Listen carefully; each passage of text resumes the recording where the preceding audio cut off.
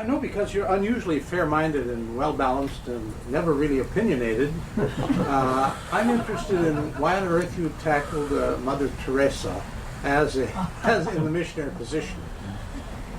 And Christopher, I'm sure you give a précis to the audience. I was asked why someone of my natural tenderness and pudeur and fair-mindedness would... And by the way, one mustn't confuse fair-mindedness with objectivity. You know how people often do that in this culture. People say they think even-handedness is objectivity, or fairness is objectivity, or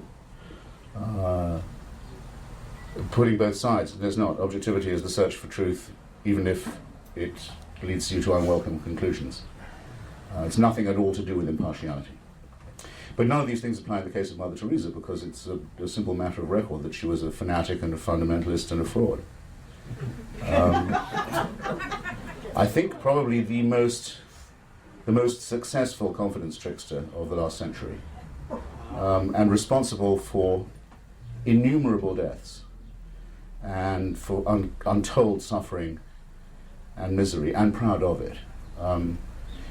Should I just assert this, or would you require any proof? I just learned We know how fair-minded some people can be. I just learned about John Roger and Charles Keating, for example. Well, Thank you, John. there's two ways of doing it. One is you say, well, if she was so wonderful, how come she went to Haiti at the invitation of the Duvalier family, took money from them which didn't belong to them, had been stolen from the Haitian poor, said how wonderful the situation was for the poor in Haiti, how the poor loved the Duvaliers and the Duvaliers loved them back. How does she get to Haiti in the first place? She's supposed to be in Calcutta. You've got to get all the way to Haiti to praise a regime that is notorious for its wringing of the poor. Oh, she did it because out of solidarity with people who thought like her, and because she needed their money, which they'd stolen, as she stole hers from Charles Keating of the Lincoln Savings and Loan, who gave her $1.5 million and a private jet in return. Pretty good deal, actually, for an olive crucifix and a blessing when he was on trial. He needed a character witness. The court then wrote to her and said, you've got $1.5 million we're looking for that belong to the poor of California.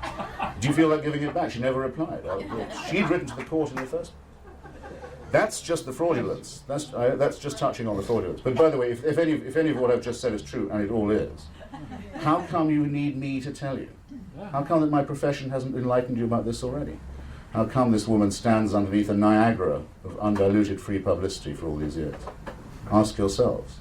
But that's just the fraud. As for the fanaticism and the fundamentalism, look, she said that poverty was a gift from God and should be accepted, should be welcomed. She believed that disease and poverty were necessary for the formation of a good character. And she opposed the only thing that is known to cure, to cure poverty. There is only one known cure for poverty. It's very simple. It doesn't matter whether you go to Bangladesh or Basra or Bolivia. If you can give women control over their rate of reproduction, and come back to that village in 10 years' time, everything will be better, right away. It's the only thing that works.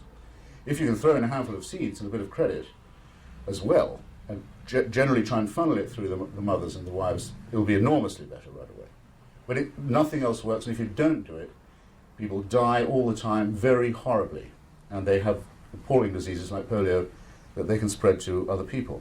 Well, Mother Teresa spent her entire life saying that that solution was impermissible.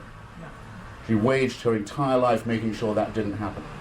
So I wish there was a hell to which she could go, because she has a lot of death on her conscience, and a lot of misery, and stupidity, and ignorance, and dirt, and filth, and disease as well. Poison, a poisonous woman patronized by a poisonous pope, whose national security advisor she was, while they could both breathe. I don't miss them, and nor should anybody else. Religion is the enemy. How much is it going to take to convince us of this? Faith is not a virtue, but if it was, it would be the most overrated of the virtues. You have a question?